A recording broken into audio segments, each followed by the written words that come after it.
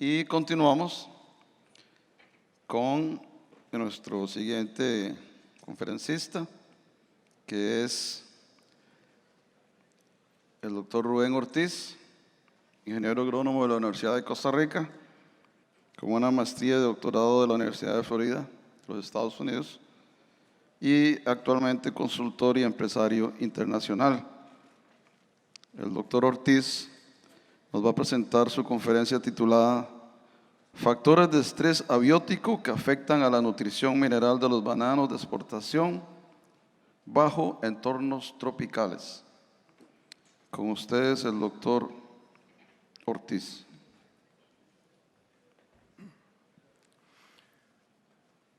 Muchas gracias por la introducción. Muy buenas tardes.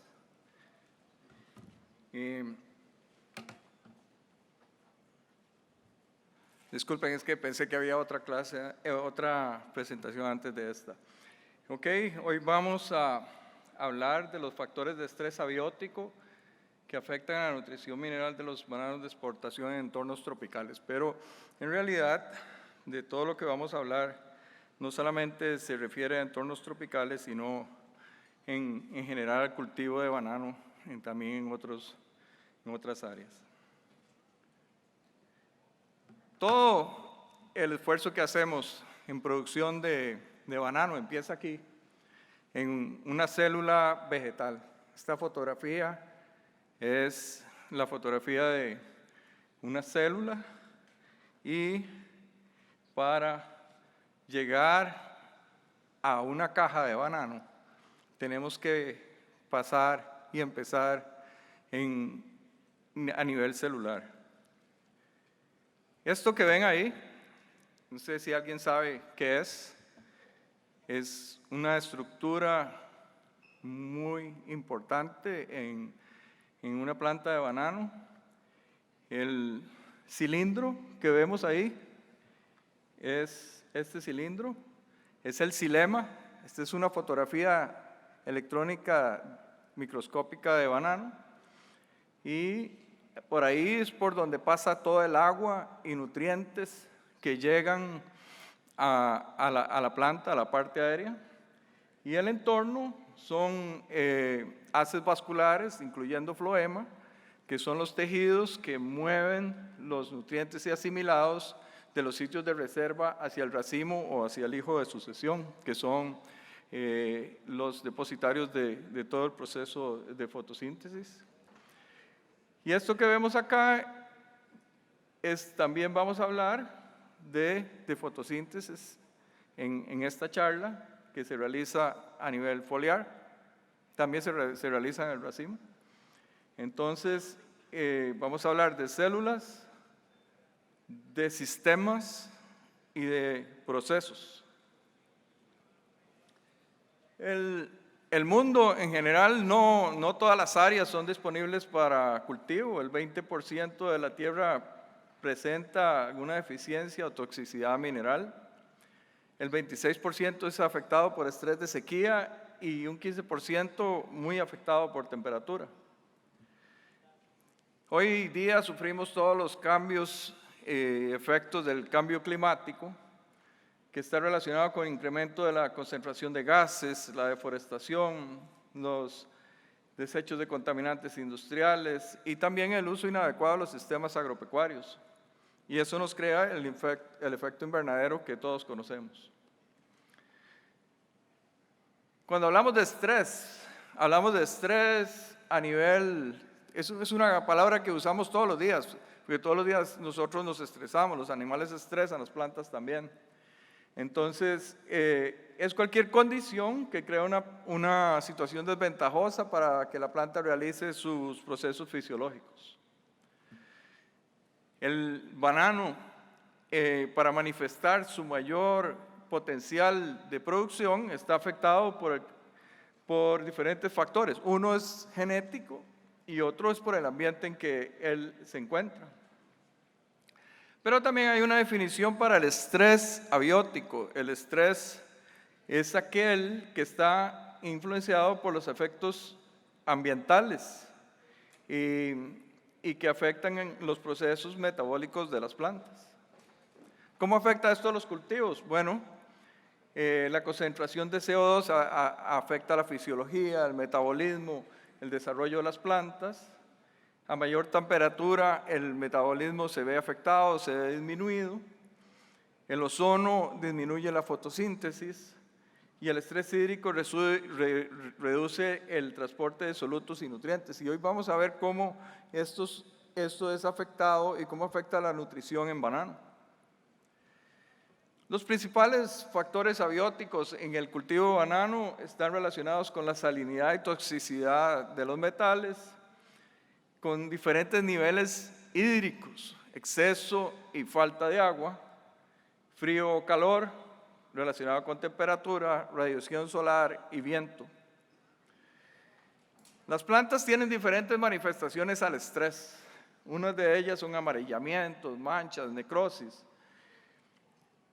Una baja asimilación enzimática, que es importantísimo, y la inducción de la manifestación de los genes.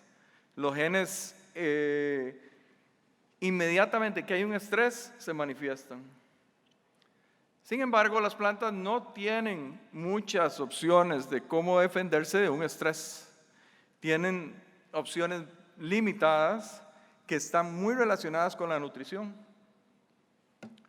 Aquí vamos a empezar a hablar de los diferentes estreses y he escogido un diferente nutriente que más representa cada estrés del que les voy a hablar hoy día. Este es un mapa de radiación solar y vamos a hablar ahora de radiación y calor y cómo este afecta a la producción de banano. Podemos ver que en esta área, desde México hasta Colombia y Ecuador, estamos en niveles en realidad variables, porque muchas veces del año estamos aquí en rojo, con altísima radiación solar. ¿Y cómo afecta el calor a una planta? Y es interesantísimo que afecta aquí a nivel de cloroplastos. Estos son los cloroplastos en una célula, lo que se ve verde. Ahí es donde ocurre la fotosíntesis. Y ahí es donde el calor tiene un efecto directo sobre la planta de banano. ¿Y qué tienen que ver los cloroplastos? Bueno, en ellos, cuando hay un estrés de calor, se produce una serie de procesos. El primero de ellos es la inactivación del fotosistema 2 en fotosíntesis. La clorofila se oxida y se ve limitada, muchas veces se desnaturaliza.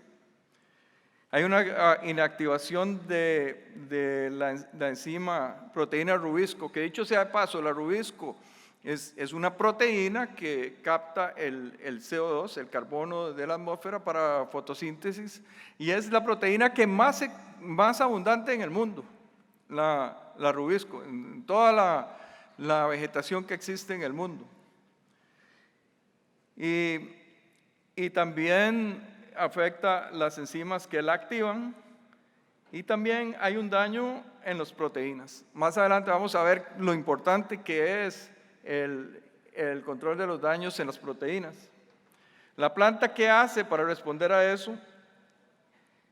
Genera proteínas llamadas chaperonas, envía una serie de señales a través de todo su sistema metabólico y empieza a controlar la calidad del control del cloroplasto mismo.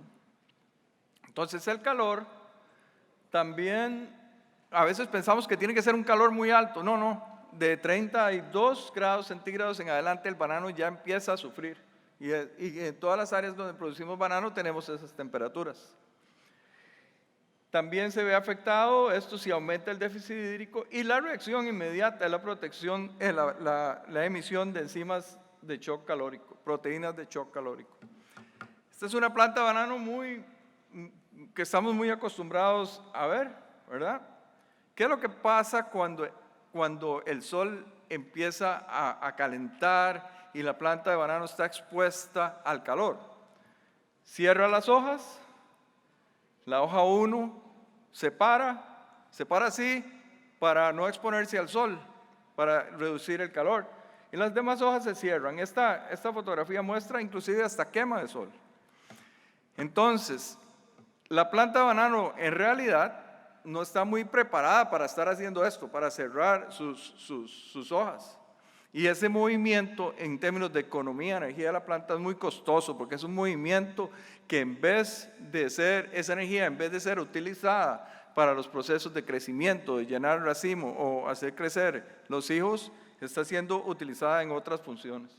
En este caso, protegerse del calor. Hay casos extremos en áreas donde la radiación es muy alta, como este ejemplo en África. Pero también la temperatura tiene que ver no solamente que haya mucho calor, sino la variación de la temperatura en el día. Este es un ejemplo de 36 años de datos de temperatura del sur de Guatemala. Y aquí podemos ver que la temperatura en realidad no es tan alta. Las mínimas sí, y tenemos hasta 17 grados. Pero el promedio no lo es tanto. Pero hoy día sabemos que también la temperatura afecta en el delta de temperatura. ¿Cuánto es el delta de temperatura? Entre las 4 de la mañana, si tenemos 17 grados, y si a las 8 de la mañana la planta subió a 24.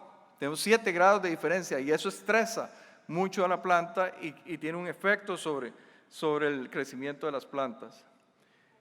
¿Y quién es el protagonista en los nutrientes en este sentido? El magnesio. He escogido el magnesio porque el magnesio es el componente central de la molécula de clorofila. Entonces, el calor, la alta radiación solar, afecta directamente al magnesio. Perdón. Vamos a ver cómo se vuelve.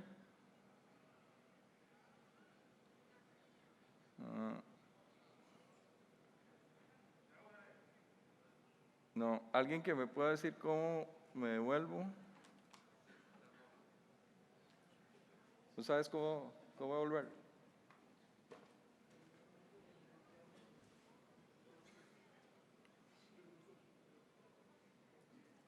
Más para atrás. Más. Ahí. Gracias. Ok, disculpas. Aquí podemos ver una deficiencia típica de magnesio, ¿verdad? En hojas viejas, porque es un elemento móvil. Y nos podemos preguntar, cuando hablamos del mal del balastro, que le llaman, y aquí podemos darnos cuenta por qué la deficiencia de magnesio se manifiesta más a orillas de canales, a orillas de cables, a orillas de carreteras, por qué se manifiesta más cuando la densidad de población es menor. Simplemente porque está más expuesto al sol, la clorofila está más expuesta a sufrir oxidación, y entonces uno de los elementos que más interviene en fotosíntesis es el que más se ve afectado, y en este caso estamos hablando de magnesio. Entonces, ahí es muy importante cómo el calor afecta a todos los nutrientes, y en realidad de lo que voy a hablar hoy afecta a todos los nutrientes, pero como les dije, he escogido a los principales dependiendo del estrés que estemos hablando. Entonces, en términos prácticos, ¿qué tenemos que hacer con el magnesio? Bueno, mantener un nivel crítico que no baje de los 0.3 centimoles por litro y aplicar constantemente al suelo durante todo el año. No debe faltar, no debe haber deficiencias de magnesio para evitar este tipo de situaciones. Ahora vamos a cambiar, ahora vamos a hablar del agua. Y vamos a empezar hablando no de los extremos de agua, sino vamos a hablar de la variación de la humedad o de la suplencia de agua en una plantación durante el año. Estos son datos suministrados gentilmente por Corvana de 36 años de datos en la zona atlántica de Costa Rica, la zona productora de banano. Y aquí tenemos cómo en los meses de enero, febrero, marzo hay una baja precipitación y esta aumenta a través del año. Y tenemos en Costa Rica y en otros países un problema llamado mancha de madurez o mancha fisiológica, que es esta mancha que está ahí. Todos sabemos que en la mayoría de las frutas que presentan este tipo de manchas no entra a la caja. Y todo tiene relación con la pared celular. Estas son las paredes celulares de células vegetales y la pared celular está compuesta de pectatos de calcio. Entonces, el calcio ahí es un protagonista importantísimo en este tipo de cosas, pero no solamente ocurre mancha fisiológica, también tiene que ver con dedos mal formados, también tiene que ver con dedo corto. ¿Y qué es lo que pasa con la mancha de madurez? Esta es una célula normal, esta es una célula que ha sufrido plasmólisis. Plasmólisis es el rompimiento, la célula se rompe, los fenoles se liberan, se oxidan y dan el color café que mostré anteriormente. ¿Y cuándo ocurre eso? Eso ocurre cuando el calcio no es bien absorbido. ¿Y cuándo no es bien absorbido? Veamos aquí esta gráfica que representa la variación de la mancha de madurez a través del año en los mismos datos de precipitación que les mostré antes. Baja precipitación, inmediatamente después, 12 o 14 semanas después, hay un pico de mancha de madurez, y así la mancha de madurez va respondiendo a los diferentes niveles de baja precipitación o alta precipitación, cualquiera de los extremos. Entonces, esto que estoy mostrando acá, perdón, no había indicado que es desperdicio o merma debido a mancha de madurez. O sea, esa fruta, la mayoría, no entra a la caja. ¿Y a qué se debe? Bueno, aquí el protagonista es el calcio. El calcio se absorbe únicamente en la punta de las raíces, en lo que llamamos, los que recuerdan la parte de anatomía vegetal, en la cofia de la raíz. ¿Y qué es lo que pasa? Cuando hay baja precipitación, hay muy poca producción de raíces, y cuando hay muy poca producción de raíces, no se absorbe bien el calcio. Pero también ocurre cuando hay el otro extremo, cuando hay mucha agua. Entonces, si no tenemos una buena nutrición de calcio, no hay una buena pared celular. Si no hay una buena pared celular, tenemos dedos mal formados, tenemos dedos cortos y tenemos mancha de madurez. Este es un ejemplo de una investigación de Corvana en donde muestra diferentes grosores de la pared celular. Esto es formado por pectatos de calcio bajo diferentes sistemas. Pero aquí lo que quiero mostrar básicamente es cómo el calcio tiene una influencia directa en la pared celular. Pero no nos podemos quedar ahí. Resulta que el calcio es aún más importante. Su función en la pared celular no es, es una función crucial, pero no es la mayor. El calcio es uno de los mayores mensajeros, o sea, que envían señales a través de la planta. Y no solamente bajo ese estrés, cualquier estrés, el calcio participa activamente en más y más en el envío de señales. Más y más uno va a congresos internacionales y demás y ve que el calcio tiene una función fundamental en el envío de señales. Es decirle a la planta, despierte, haga esto, genes, despierten, respondan a un determinado tipo de estrés. ¿Y qué hay que hacer con el calcio? El calcio debe tener siempre un nivel no menos de 0.8 centimoles por litro y se debe aplicar en el momento principal de aplicación, debe ser en la época seca o en la época de más baja precipitación y en una fuente bastante soluble, ojalá nitrato de calcio, y debe ser suplido ahí, hacerlo lo más disponible posible para la planta en el momento del estrés. Si se tiene irrigación, pues mucho mejor. Pero también debe ser aplicado foliar todo el año. Una buena fuente soluble de calcio ayuda muchísimo a todo lo que he hablado, no solamente a los fenómenos de malformado o algo así, sino formar un buen racimo, formar un buen crecimiento de los dedos. Ahora sí, ahora voy a pasar estaba hablando de la variación de la precipitación y la suplencia de agua a través del año. Ahora voy a hablar específicamente de extremos de humedad. Este es un suelo catalogado como suelo pobremente drenado en Banano. Y esto es lo que todos conocemos, ¿verdad? Hemos visto esto. Esta es una condición de reducción del hierro por exceso de humedad, condiciones de hipoxia, hay muy poco oxígeno y el hierro se reduce. Recuerden que estos pequeños colores acá es el hierro oxidado. El hierro oxidado es aquel que tiene oxígeno, pero en general aquí lo que estamos viendo es un problema de reducción, o sea, de que el hierro se encuentra sometido a una saturación de humedad. ¿Qué es lo que ocurre cuando esto pasa? Tenemos pobre crecimiento radicular, hay inhibición de crecimiento de raíces. ¿Por qué? Porque no hay oxígeno. Y entonces, esta figura que vimos antes, posiblemente lo que encontramos en una condición de saturación de humedad es que estos tejidos conductores están saturados y pueden llegar hasta colapsar. ¿Quién es el protagonista acá? El potasio.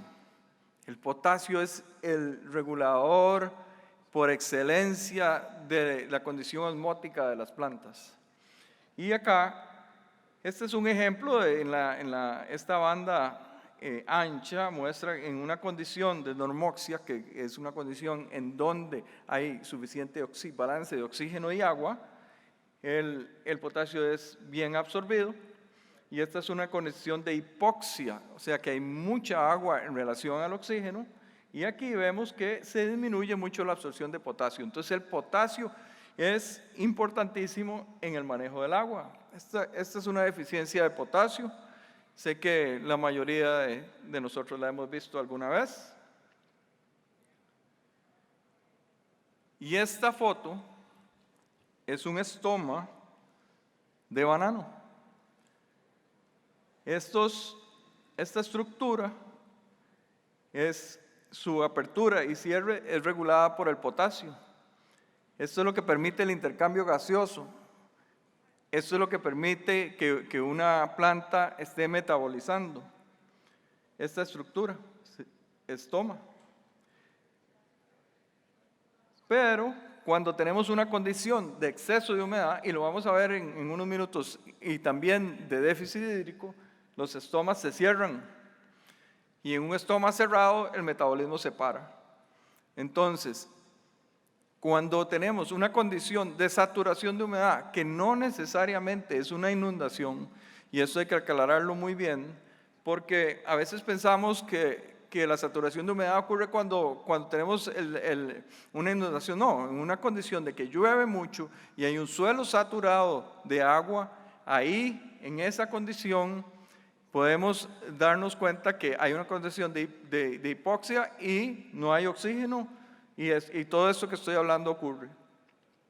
Estos son ejemplos de Ecuador y Guatemala y Ecuador de extremos, cuando ahí sí hay una condición de inundación y que muchas veces hasta se pierde la plantación. También sabemos que el banano no solamente se produce en áreas muy lluviosas, se produce en áreas muy secas, bajo irrigación o bajo diferentes formatos. Y se produce en áreas en el semiárido, por ejemplo, el semiárido del nordeste de Brasil, en México también. Pero no solamente podemos pensar en lo que vamos a hablar ahorita, es en el estrés hídrico, lo contrario, por falta de agua, porque muchas veces ocurre, tenemos banano plantado en condiciones como esta, en suelos muy arenosos, y aquí es muy interesante, cuando el suelo es muy arenoso, contrario a lo que mostré anteriormente de las raíces, que se inhibe el crecimiento, no, aquí muchas veces aumenta el crecimiento radicular y las raíces se profundizan, ¿haciendo qué? Buscando agua, ¿verdad? Entonces, ¿qué es lo que pasa? que ahí tampoco, no queremos que eso ocurra porque la planta gasta toda su energía buscando agua, profundizando raíces y no la usa para los procesos de crecimiento y desarrollo y llenado de racimo que queremos. Cuando estamos sujetos a una condición de sequía, la planta se deshidrata, hay una serie de procesos de señalamiento que se llevan a cabo, los estomas, como les hablé, se cierran, hay una expresión genética. En todos estos estreses hay una expresión genética muy importante y empiezan los procesos de tolerancia a sequía o de sufrir el estrés. Pero el gran protagonista ahí es el potasio, ¿verdad? El potasio es el que hace que como les indiqué antes, que se abran o se cierran los estomas. Entonces, ese nutriente es el que nos lleva a, no solamente hemos dicho siempre, el potasio es peso del racimo. Una buena nutrición de potasio es un buen peso del racimo, sí, pero controla una serie de procesos importantísimos en la planta.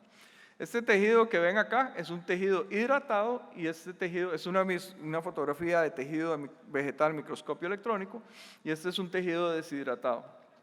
Vean la diferencia, aquí está bien organizado, las organelas, todo, y aquí totalmente colapsado. Este es un tejido bien hidratado y este es el mismo tejido deshidratado.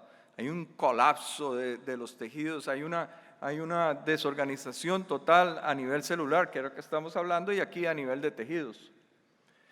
Si lo vemos esquemáticamente, este es un conjunto celular hidratado y este es deshidratado. Esta es la pared celular se arruga, por decirlo así, se corruga y todos los demás componentes de las células se desorganizan.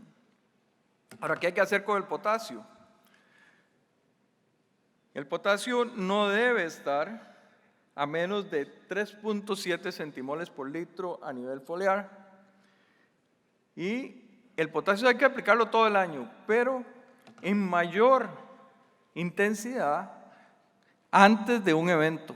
¿De cuál evento? Del evento de estrés por sequía, por baja precipitación, por baja suplencia de agua o el evento de exceso de agua, ya sea porque llueve mucho. Ya todos conocemos en general los formatos climáticos del área donde estamos produciendo y ahí podemos prevenir en qué momento debemos aplicar más potasio para preparar la planta para estos eventos estos estreses que les he hablado. Otro de los problemas de estrés estrés abiótico está relacionado con problemas de salinidad, como esta fotografía de la izquierda, y condiciones de sodio, como la fotografía de la derecha.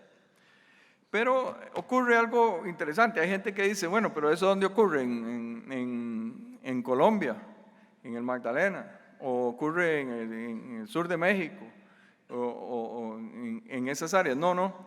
Resulta que los problemas de salinidad y aún de sodicidad, si están en áreas costeras, también ocurren en zonas irrigadas bananeras, donde se ha irrigado por muchos años, se acumulan sales y ya hay problemas de salinidad. ¿Qué ocurre con la salinidad? Bueno, una planta sujeta a una condición salina, las sales se acumulan, hay un daño en los puntos de crecimiento, en las células meristemáticas, esto afecta directamente el ADN de la planta, disminuye la proliferación de raíces, y vean que todo está relacionado con raíces, ¿verdad? El crecimiento radicular disminuye, hay desintegración de las membranas celulares, hay afectación a las organelas, como los cloroplastos. ¿Qué pasa con los nutrientes? Se dejan de absorber y consecuentemente tenemos menos crecimiento y menos producción.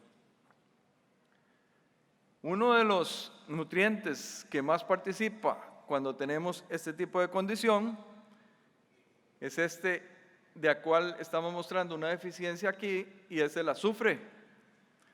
El azufre, la deficiencia ocurre en hojas jóvenes porque es un nutriente inmóvil, no se moviliza dentro de la planta. Entonces, no como el magnesio y el nitrógeno y el potasio que se ve en hojas viejas, en este caso es en hojas jóvenes.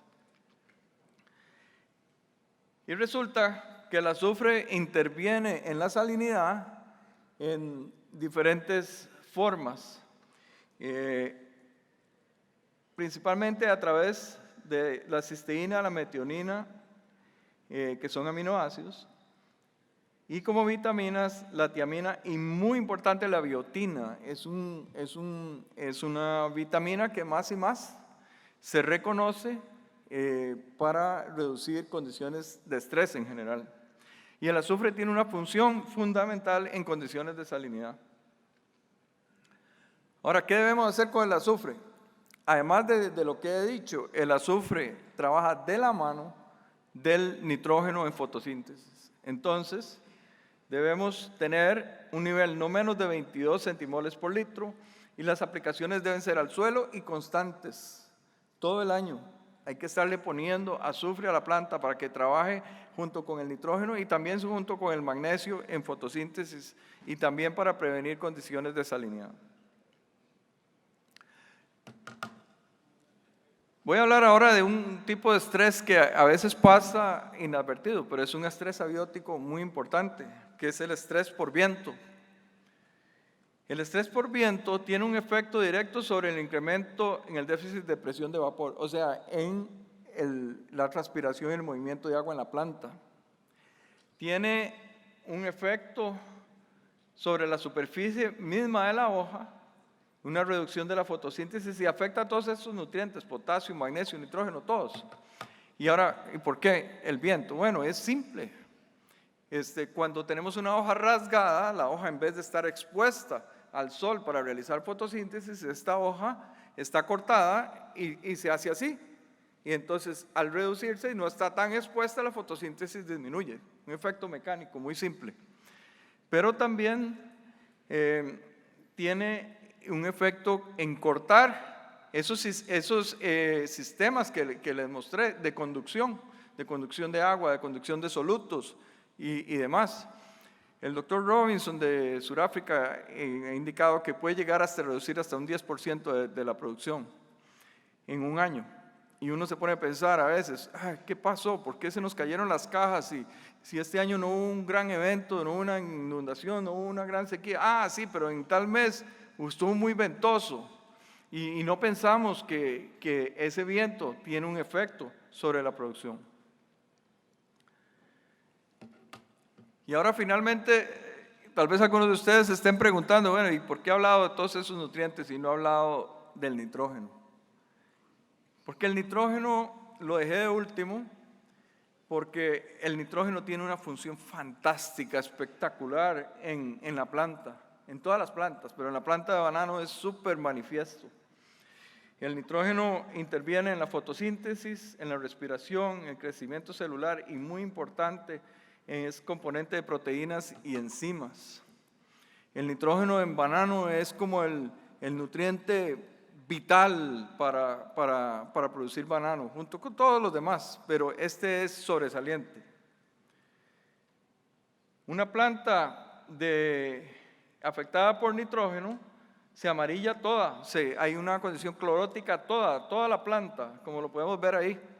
Hay un amarillamiento total. Antes hablamos de magnesio, hablamos de potasio, que se ve en hojas viejas porque hay movimiento y también el nitrógeno comienza así. Y hablamos del azufre, que es en hojas jóvenes, pero no, el nitrógeno afecta a toda la planta.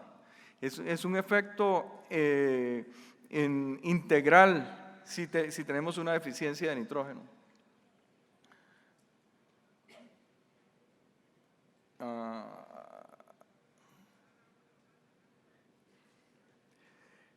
Disculpe, parece que hay dos diapositivas ocultas ahí porque no la... A ver si me ayuda.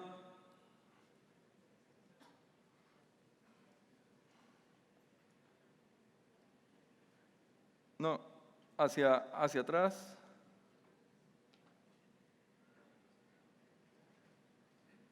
Ahí hacia adelante tiene que haber 2 diapositivas que no se están mostrando.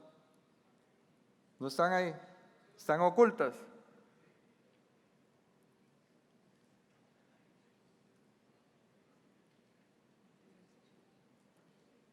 Disculpen, pero por alguna razón no se me están mostrando 2 diapositivas.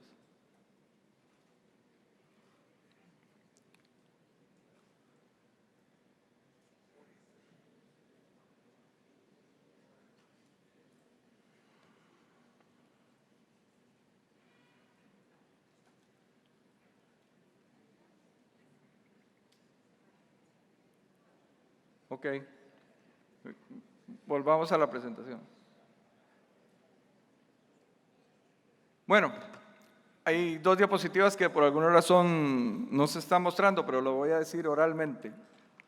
En el caso de los diferentes estreses que hemos hablado, el nitrógeno interviene en el efecto de estrés de calor o estrés térmico, formando las proteínas de estrés de shock calórico, que están formadas por nitrógeno.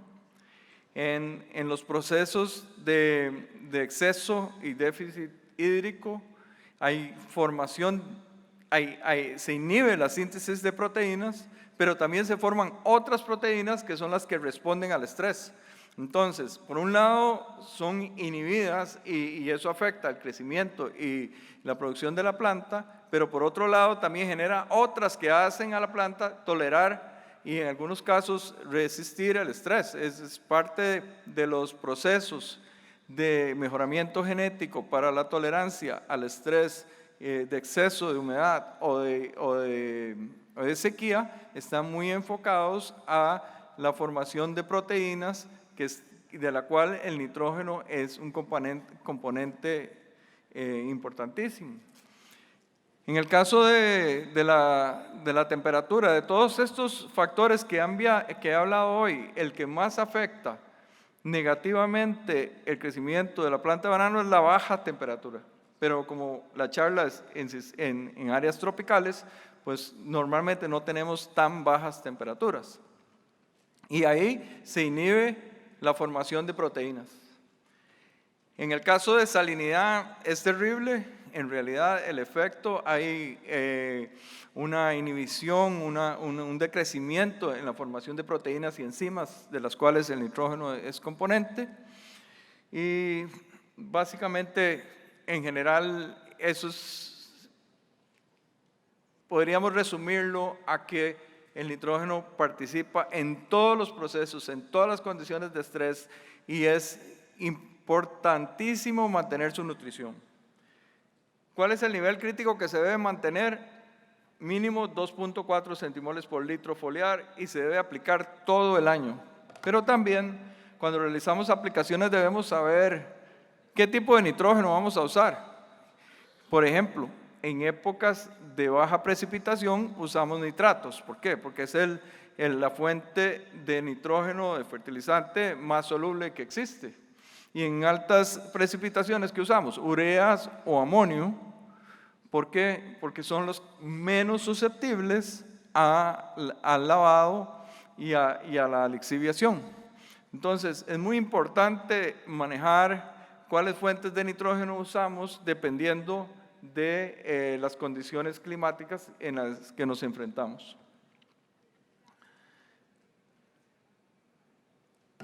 Todo empieza aquí y todo termina aquí en términos de producción de banano, en una célula. Debemos recordar eso, porque todo lo que afecte la célula afecta a los procesos, y lo que afecta a los procesos afecta a los sistemas, perdón, y lo que como los sistemas de conducción de agua y solutos, y todo lo que afecta a esos sistemas afecta a los procesos como la fotosíntesis y la respiración. Entonces, en nutrición es sumamente importante que no tengamos deficiencias y que tengamos muy claros los balances que se deben existir, no solamente en el suelo, sino a nivel de las plantas. Porque de aquí, de las células, depende que lleguemos aquí, al barco, a poner la caja en el barco. Entonces, esa integración de la fisiología y la nutrición de la planta y qué hacer y cómo prepararnos para los estreses, en este caso estrés abiótico, es crucial y fundamental para obtener altas productividades. Quiero agradecer a la compañía Dole, a la compañía Monready y a la institución de Corvana por la facilidad con algunas de las informaciones que he presentado hoy día. Les agradezco mucho su atención. Muchísimas gracias, doctor Ortiz.